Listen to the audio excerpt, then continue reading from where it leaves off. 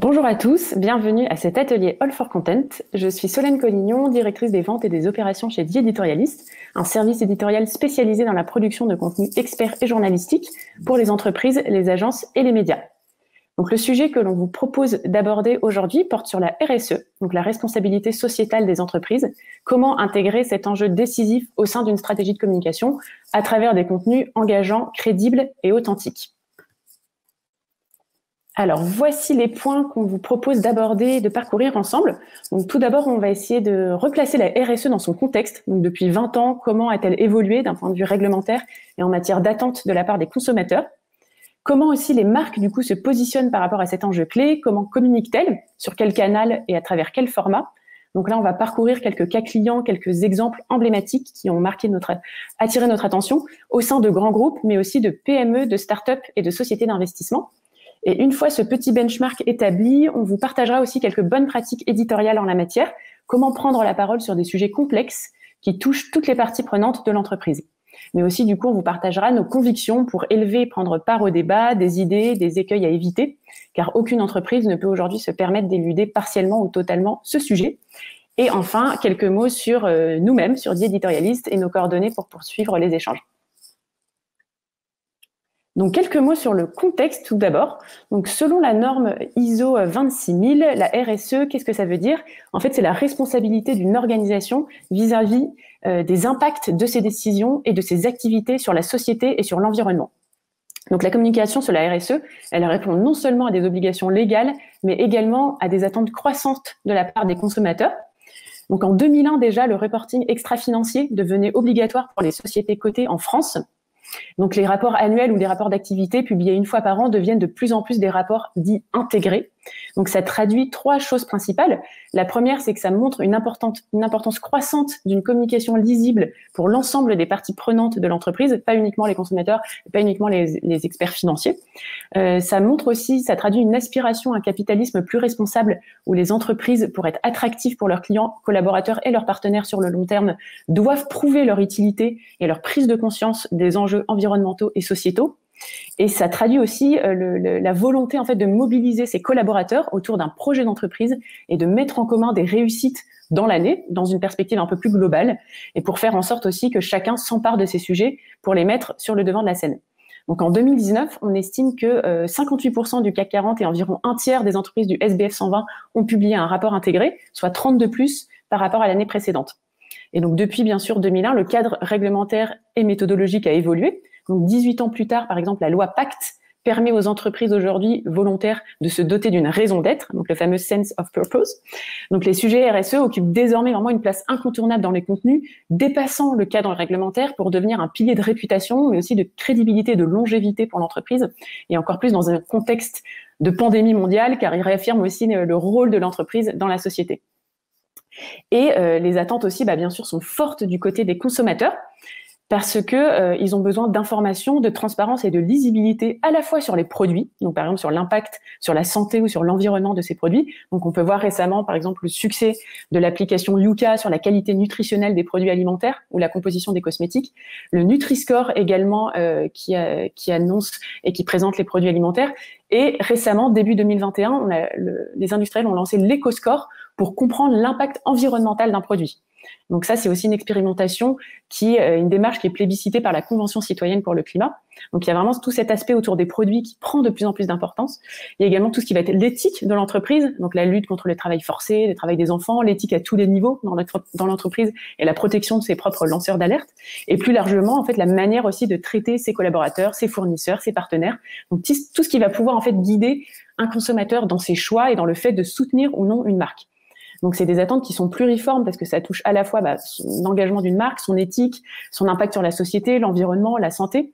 Et ça touche des audiences assez hétérogènes parce que c'est le grand public, donc les consommateurs, mais également les collaborateurs, les journalistes, les pouvoirs publics. Donc, une communication RSE doit vraiment être cohérente pour l'ensemble de ces parties prenantes et compréhensible. Et donc, les chercheurs, notamment Sandrine Aron et Anis Chtourou, ont établi la notion de capital réputationnel. Donc, c'est un peu des constituants d'un patrimoine immatériel dans l'entreprise qui sont positivement influencés par une communication RSE adéquate. Et c'est une communication qui va refléter les efforts réellement engagés parce que les consommateurs sont pas dupes. On est de plus en plus capable aussi de discerner ce qui relève du greenwashing et de pointer du doigt les pratiques mensongères. Donc, quelques chiffres également à vous partager sur ce contexte, notamment évoqué et partagé par l'ADN et par l'agence Allen Edelman. En 2018, en France, donc près de 2/3 des consommateurs choisissent d'acheter ou de boycotter une marque en fonction de ses prises de position. Donc, c'est 15 points de plus que l'année précédente. Et surtout, ça ne concerne pas qu'une élite éclairée, c'est une tendance qui se confirme parmi toutes les classes d'âge et tous les revenus. Et il y a 56% des Français qui pensent que les entreprises devraient plus communiquer sur leur engagement jusque dans le point de vente. Donc ça ne concerne pas uniquement le digital ou des sites web. Et il y a 55% des collaborateurs qui se disent aussi qui disent que l'engagement social et environnemental d'une entreprise est un critère plus important que le salaire, et c'est un nombre qui atteint 76% chez les millennials. Donc c'est vraiment aussi un enjeu de recrutement clé pour demain. Donc face à ce constat-là, il y a plusieurs questions en fait que ça soulève. C'est de nombreuses problématiques sur ce sujet. Donc on en a choisi 4 en particulier. Donc déjà, quel type de contenu en fait peut-on privilégier dans le cadre d'une stratégie RSE? Comment crédibiliser sa démarche? Comment augmenter la portée de ces messages une fois qu'ils sont bien établis? Et quels canaux privilégier? Donc, on va déjà regarder quelques cas clients et quelques exemples un peu emblématiques de plusieurs types de structures qui nous ont, nous, particulièrement marqués au sein de l'équipe de The Editorialist. Au niveau du canal, quel canal pour communiquer? Donc, bien sûr, il y a plusieurs manières de s'informer aujourd'hui, donc plusieurs canaux à investiguer. Un des plus importants qui est bien sûr les réseaux sociaux. Et on a vu à ce titre une initiative de Alexandre Bompard, le PDG de Carrefour, qui a incarné au mois de mars 2020 la responsabilité qui incombe au groupe de distribution pendant l'épidémie de coronavirus à travers une lettre ouverte sur les réseaux sociaux où, du coup, après avoir résumé les mesures de crise mises en place, il a réaffirmé en fait le sens social et la mission du groupe, qui est d'être le service public de l'alimentation. Donc c'est aussi, par rapport au contexte, une prise de parole forte qu'on a observée sur les réseaux sociaux. Kering, le groupe Kering a également fait le choix de son côté d'un site, d'un média digital en fait que je vais ouvrir tout de suite pour qu'on le regarde ensemble. Donc c'est un site média, donc comme un média traditionnel qui présente chaque mois un focus sur un axe stratégique du groupe. Donc par exemple sur l'ESG.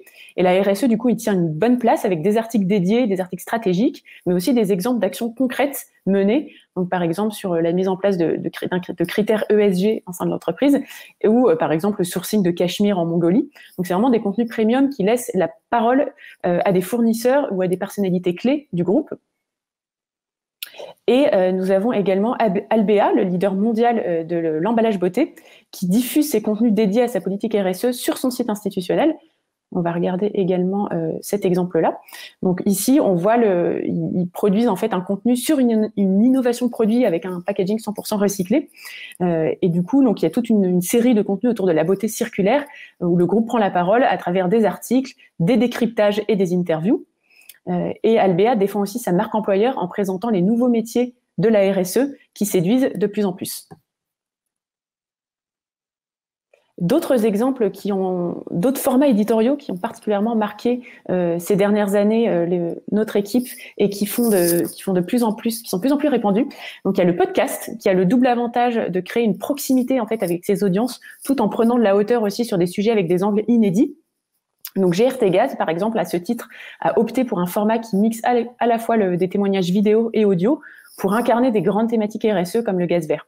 Donc par exemple, sur leur dernier rapport environnement-développement durable, on peut voir qu'il y a par exemple une interview du directeur général, et lorsqu'on découvre l'interview, on peut également l'écouter sous forme de format audio. Donc ça permet aussi de diversifier l'attention, de retenir l'attention avec des formats qui prolongent en fait ce rapport de développement durable.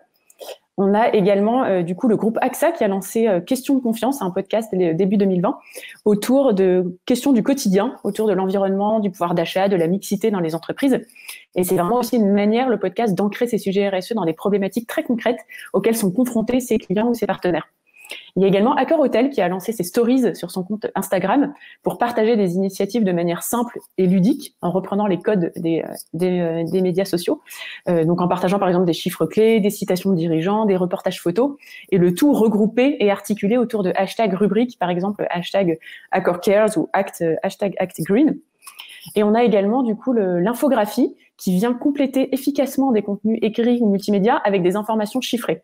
Donc, par exemple, LVMH a exploité cet outil dans son dernier rapport environnement interactif. Donc, c'est un format qui donne toute sa place à l'action et au fait plutôt qu'à l'intention déclarative. Et il y a également Curated, le blog de Facebook, où le journaliste Thomas Givanda a souligné les problèmes liés au plastique et en exposant aussi des solutions à travers une infographie assez percutante, structurée autour de 20 questions clés.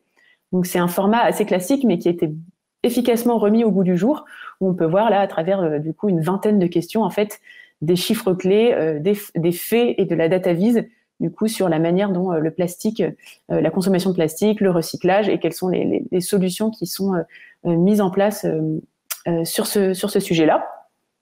Donc, on voit vraiment l'émergence de formats assez innovants qui, en fait, permettent de renouveler l'intérêt autour de ces problématiques et d'apporter une information encore plus factuelle et encore plus incarnée. Un autre point qui nous a marqué, c'est que de plus en plus, les dirigeants prennent la parole. Donc, en fait, les chefs d'entreprise donnent l'impulsion à la politique RSE de l'organisation qu'ils dirigent. Donc, leur intervention directe est attendue.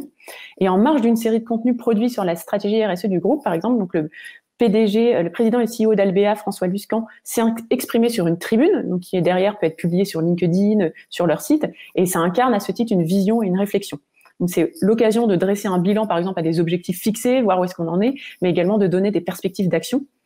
En 2018, également, le spécialiste des communications par satellite, Marlink, a réalisé tous ses objectifs en matière de critères environnementaux, sociaux et de gouvernance. Et donc, en fait, ce sont son CEO et Bertrand Pivin, l'associé chez Apex Partners, qui sont revenus dans une interview vidéo croisée sur les grandes initiatives mises en œuvre. Et donc là, la RSE est un sujet clé qui permet de souligner la capacité de deux entreprises à travailler ensemble efficacement à travers l'interview vidéo, ou encore la vidéo qu'on a pas mal vue circuler de Justine Hutto, la fondatrice de la marque de déodorant Respire, qui a été visionnée plus de 45 000 fois sur YouTube et où elle présente en fait la démarche de sa startup sans filtre, au naturel, avec vraiment cet ancrage environnemental et d'engagement qui est fort. Donc, c'est aussi un format efficace en fait pour faire adhérer à son parti pris, à sa démarche. Et un autre point qui nous semblait intéressant, c'est le côté aussi success story qu'ont exploité Céline et Gabriel Augusto, les fondateurs de la marque Love & Green, qui ont pris la parole pour réaffirmer leurs valeurs et raconter l'histoire en fait aussi de la marque en donnant sens à la mission de leur entreprise. Et donc vraiment en misant aussi sur la transparence de leurs choix de fournisseurs, comment ils s'organisent en fait pour répondre à ces enjeux-là aujourd'hui, avec une communication assez ciblée. Ces deux entrepreneurs se sont vraiment aussi inscrits pleinement dans la mouvance B Corp, et c'est une initiative qui a été relayée sur le regard d'Azulis, le média du fonds d'investissement impliqué qui les accompagne. Et un point aussi qui nous semblait important à partager parmi des exemples emblématiques, c'est que, en fait, une stratégie de contenu RSE, au-delà de valoriser une démarche, des engagements, des actions, ça permet aussi en fait de participer à la réflexion dans son secteur en tant qu'acteur de son secteur, donc notamment avec des entreprises qui font vraiment des contenus co-construits, qui participent à la réflexion en creusant le sujet sur la manière dont les entreprises peuvent intégrer systématiquement la RSE au sein de leur business model et créer de la valeur durable à partir de ça. Et donc, par exemple, on a vu donc dans le cadre du lancement de son fonds Climate Action, la société de gestion d'actifs CPR Asset Management, une filiale d'Amundi, qui s'est positionnée comme actrice du changement aussi avec une conférence thématique à laquelle a notamment participé Jean-Louis Etienne, un explorateur français. Et CPR, du coup, a ainsi présenté une nouvelle solution d'investissement en contribuant aussi au travail de pédagogie et de vulgarisation sur du savoir scientifique sur le réchauffement climatique. Donc, on peut aussi prendre de la hauteur et s'éloigner de son sujet, de ces sujets opérationnels proprement dit, pour participer aussi à une réflexion en cours sur des sujets scientifiques auxquels les entreprises ont aussi des équipes de recherche qui travaillent là-dessus. Et de son côté aussi, Ardian, un leader du capital investissement, a présenté en 2020 une étude assez conséquente qui s'appelle Sustainable Buyout Investing for the Economy, Society and the Planet, en partenariat avec Ashoka et l'Indefi. Donc, une nouvelle méthodologie RSE qui est le fruit de 10 ans de réflexion et de recherche. Et l'objectif pour eux, à travers cette publication, c'est d'accélérer le changement au sein du secteur financier en orientant les investissements vers des entreprises porteuses de changement social et environnemental. Donc, c'est aussi une publication éditorialisée. Il y a également une vidéo de présentation avec des contenus vraiment de fond poussés qui permettent vraiment de contribuer à la réflexion et de montrer aussi des bonnes pratiques en la matière. Du coup, maintenant qu'on a vu quelques exemples, bien sûr, non exhaustifs, mais représentatifs de ce que peuvent faire aujourd'hui les entreprises en termes d'innovation de canal, de format et de fond de sujet, on va vous partager quelques conseils pour vous aider à donner une ligne directrice à vos contenus, justement, parce que la RSE est un sujet trop important pour n'être abordé que superficiellement. Donc du coup, un point voilà, qui nous semble déjà primordial quand on se lance dans une stratégie de contenu RSE, c'est de se dire qu'on va pas faire de la pub, on va pas faire du promotionnel, on va fournir de l'information. Donc quelle que soit la forme, en fait, on recommande, quel que soit le format, on recommande d'adopter un traitement et un ton journalistique plutôt que publicitaire ou déclaratif. Pourquoi ? Parce qu'en fait, ça permet de s'appuyer aussi sur une méthode de présentation de l'information qui est rigoureuse, donc qui s'appuie sur des faits, sur des chiffres, sur des objectifs de long terme.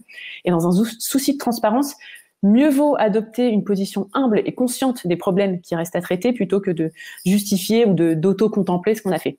Donc vraiment, c'est un sujet vraiment de crédibilité. Pour ça, on recommande aussi de faire appel à des experts externes à l'entreprise pour donner la parole aussi à vos partenaires avec qui vous construisez aussi le monde de demain, qui donnent de la hauteur et qui permettent de prendre du recul.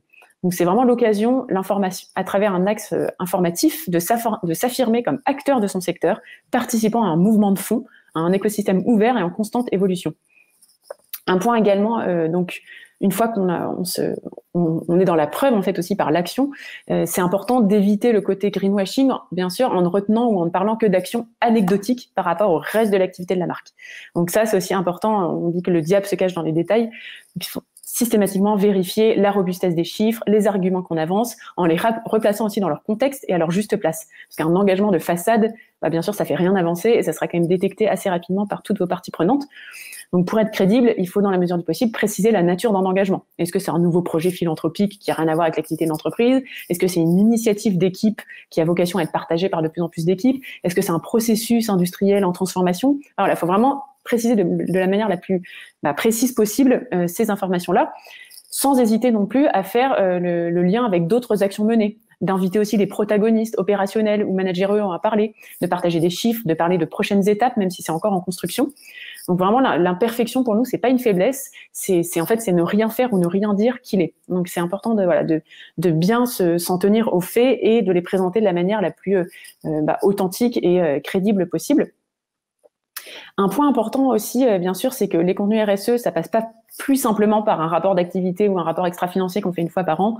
C'est aussi, c'est des contenus qui ont acquis une place incontournable au sein d'un écosystème multicanal. Donc que ça soit à travers votre site institutionnel, un média d'entreprise, des réseaux sociaux, c'est important, comme on l'a vu à travers ces exemples pendant le benchmark, donc de varier les formats, donc des formats écrits, des formats vidéo, podcasts, infographies, parce que c'est vraiment un atout pour conquérir aussi des audiences au-delà de son audience un peu naturelle, organique, et au-delà des publications annuelles qu'on peut faire.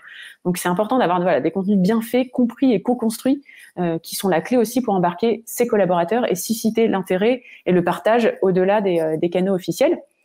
Et donc du coup, comment diversifier ces prises de parole pour gagner en efficacité et en portée ?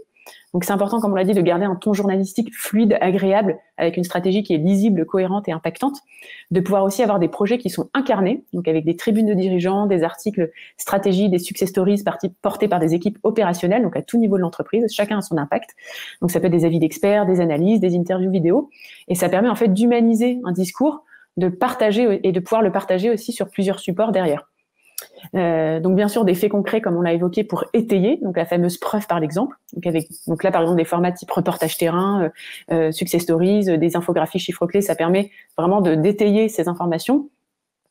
Et rien de mieux aussi pour étayer son action et ses bonnes pratiques que de les présenter à travers des exemples concrets de réalisation, donc à travers des articles aussi par exemple stratégie pour détailler un plan d'action, pour faire des points d'étape et pour donner la parole à tous les acteurs de votre stratégie RSE pour montrer que vous ne le faites pas en boîte noire ou dans votre tour d'ivoire, mais que c'est vraiment un projet qui est en construction en interne comme en externe. Et également, bien sûr, le multimédia, donc des formats impactants qui permettent en fait plusieurs niveaux de lecture. Par exemple, des formats snack content pour les réseaux sociaux comme des stories, ça permet une lecture un peu de vos messages clés, de vos actions clés en 1 minute. Ça peut aller jusqu'à 3 minutes avec des infographies un peu plus détaillées. On peut également répondre à une lecture de 5 à 10 minutes avec des articles un peu plus fouillés, un peu plus de fond, et jusqu'à 45 minutes, par exemple, avec des épisodes de podcast. Donc, c'est vraiment aussi l'importance de diversifier ces canaux pour correspondre et être adapté à différents usages et différents temps en fait d'information qu'on peut développer à l'information aujourd'hui, donc entre 1 minute et 1 heure en fonction des sujets. Et les formats multimédia, ils viennent vraiment compléter efficacement aussi des contenus écrits avec une présentation visuelle synthétique de vos chiffres et de vos messages clés. Donc c'est totalement aussi adapté à une publication sur les réseaux sociaux. Et le podcast, donc comme on l'a évoqué, on l'a vu pour certains exemples, depuis quelques années, donc il y a de plus en plus d'entreprises qui s'essayent à cet exercice. C'est quand même relativement plébiscité par le public. Et le podcast, ça permet vraiment de prendre son temps, de prendre un peu plus de recul, d'approfondir une analyse ou une actualité ou une tendance. Et ça a le double avantage de créer une proximité avec son audience, tout en prenant de la hauteur avec des angles inédits. Et du coup, c'est important, voilà, quels que soient les formats que vous décidez d'investiguer, de penser systématiquement en amont leur diffusion multicanale. Comment, à partir d'une étude, d'un article un peu longue traîne, on va pouvoir penser sa diffusion sur le print, sur le web, sur les réseaux sociaux, parce que c'est vraiment des temps forts de communication aussi qui peuvent se prolonger sur la durée grâce à une programmation multicanale et multiformat. D'autres points, du coup, les clés pour nous, comment bien se faire entendre, du coup, entre ces différents sujets qui sont quand même assez pléthoriques. Un point vraiment de conseil qu'on vous donne, c'est d'essayer, ça peut paraître évident, mais c'est quand même important de le rappeler, de garder une régularité dans les contenus qu'on produit sur la RSE. C'est pas une communication en dents de scie, c'est censé vraiment, pour bien communiquer sur sa politique RSE, c'est important d'instaurer une programmation éditoriale qui est articulée, qui est cohérente et qui vit sur le long terme, parce que la régularité, en fait, c'est un signe d'engagement sur la durée. Donc, ce sont des contenus qui doivent vivre dans le temps pour donner en fait à chacun des clés de compréhension sur des sujets complexes. Donc, ça se fait pas en un one shot, ça se fait pas en une année, mais ça doit être construit vraiment sur le long terme. C'est important, bien sûr, aussi d'assumer aussi ses convictions, donc de faire preuve d'audace, de présenter des sujets clés de votre secteur pas encore ou mal adressés, de sortir un petit peu de ces zones de confiance ou ces thématiques plus immédiates. Et la RSE, c'est pas une thématique qui doit se vivre seule et qui doit être gérée uniquement par une équipe. Ça doit infuser tous vos contenus. Donc, même si c'est pas le sujet principal, voilà, on doit aussi comprendre la démarche dans laquelle vous vous inscrivez. Et un point hyper important aussi qu'on essaye de construire avec nos clients et nos partenaires, c'est d'impliquer le plus possible ses collaborateurs. Parce que voilà, la RSE, c'est pas l'apanage d'une équipe qui travaille seule dans son coin, elle doit vivre à travers tous les collaborateurs. Et il y a une étude récente qui est parue sur l'engagement des employés. En 2018, il y a 73% des salariés français qui se disent déçus que leur entreprise ne leur propose pas plus de façons de s'engager. Donc, par exemple, ça peut être des congés pour aider une association, des journées de solidarité, du mécénat de compétences. Donc, en fait, les entreprises, elles misent beaucoup sur le bien-être en entreprise, mais ça suffit pas, en fait, pour satisfaire les équipes. Il faut aussi qu'une entreprise ait un impact bénéfique sur son écosystème. Et en tant que salarié, en tant qu'employé, on doit pouvoir y participer. Et en fait, à travers ces programmes-là, les employés peuvent vraiment aussi devenir des promoteurs de contenu et des créateurs de contenu, donc des ambassadeurs pour transmettre des valeurs, des actions, des convictions en matière de RSE.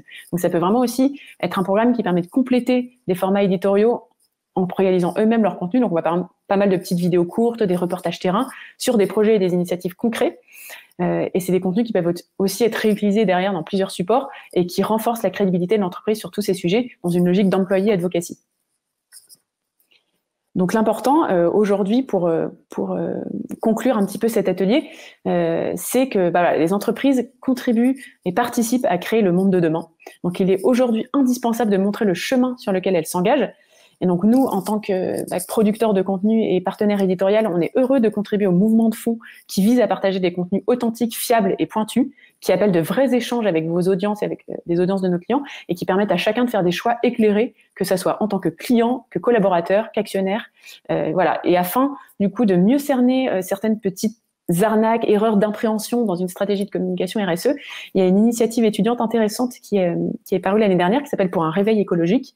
Et ils ont dressé en fait une liste de points de vigilance pour soutenir un peu un esprit critique justement vis-à-vis de ses propres contenus, vis-à-vis de sa démarche. Donc n'hésitez pas à la fin de cet atelier de m'envoyer un petit mail pour que je vous partage cette ressource qui est hyper bien faite et instructive là-dessus. Et du coup, quelques mots également sur The Editorialist pour mieux comprendre qui on est. En fait, The Editorialist, c'est un service de création de contenu éditorial, expert en B2B et en B2C, qui existe depuis 6 ans. Et on vous accompagne en fait à chaque étape de votre production de contenu pour développer justement votre relation et votre réputation auprès de vos audiences stratégiques, donc que ce soit des clients, des prospects, des prescripteurs, des journalistes, et gagner plus de visibilité digitale.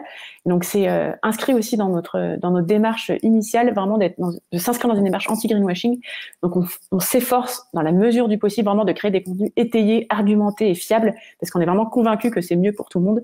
Et mieux vaut partager ces projets et des complexités inhérentes à toute transformation, parce qu'il y en a, plutôt qu'asséner des grands principes qui n'ont pas vocation à dépasser le stade d'intention. Et donc, notre parti pris pour ça, c'est de produire des contenus journalistiques à forte valeur ajoutée, informatifs, adaptés aux attentes et aux problématiques, aux questions que se posent vos audiences et qui sont légitimes, plutôt que promotionnelles ou autocontemplatifs ou publicitaires. Et donc pour ça, on a structuré 3 briques métiers. On a une partie vraiment, c'est notre cœur de métier, la production de contenu.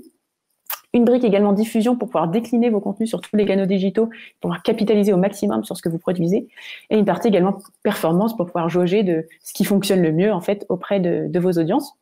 Donc comment ça fonctionne concrètement? En fait, tous les contenus qu'on produit sont produits en binôme et résultent d'une double expertise éditoriale et journalistique. Donc on a une équipe en interne d'experts éditoriaux qui vous accompagnent au quotidien et qui vous conseillent.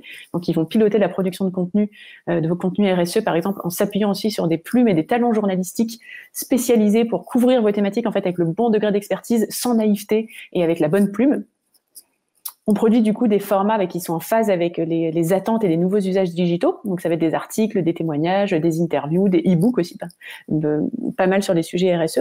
Et on vous conseille du coup sur les meilleurs formats adaptés pour atteindre vos objectifs. Et on les complète également avec des formats multimédia, donc qui les enrichissent, donc des formats innovants, attractifs, du type, comme on a évoqué, infographie, podcast, du snack content et des vidéos. Donc ça fonctionne bien sur les réseaux sociaux. Et c'est important parce que ça permet de créer des portes d'entrée derrière vers des contenus un petit peu plus fouillés ou un peu plus approfondis. Et un parti pris également sur la valeur ajoutée qu'on a aujourd'hui, c'est qu'on peut faire intervenir des experts externes de votre écosystème sur vos sujets qui vont les contextualiser, les mettre en perspective. Donc là, c'est quelques exemples de profils. Voilà, ça peut être des influenceurs, des entrepreneurs, des personnalités, des ambassadeurs. Et c'est un double intérêt pour vous. À la fois, ça fait rayonner vos contenus parce que ça, eux-mêmes les partagent souvent sur leur propre réseau et ça apporte une vraie valeur ajoutée pour vos audiences parce que ça évite le côté trop auto-centré et nombriliste des contenus. Voilà, donc quelques exemples de clients. On est vraiment ravis aujourd'hui de travailler avec différentes tailles d'entreprises et d'organisations. Donc, on travaille à la fois avec des groupes du CAC 40, mais aussi une centaine de PME, de TI, de fonds d'investissement, de start-up ou de pure players du digital. Et on est vraiment un partenaire de confiance sur tous leurs sujets de contenu. Merci beaucoup si vous êtes arrivé jusqu'au bout de cette vidéo. J'espère que cet atelier aura nourri votre réflexion et aura soulevé d'autres questions, parce qu'il y en a énormément sur ce sujet. Donc, pour poursuivre la discussion, n'hésitez pas à venir nous voir sur notre stand digital All for Content les 2 et 3 février, ou à me contacter directement par email ou par téléphone. Je serai vraiment ravie d'échanger sur vos propres enjeux de contenu. À bientôt. All for Content 100% digital, une production Dot Events et Broadcast Associés.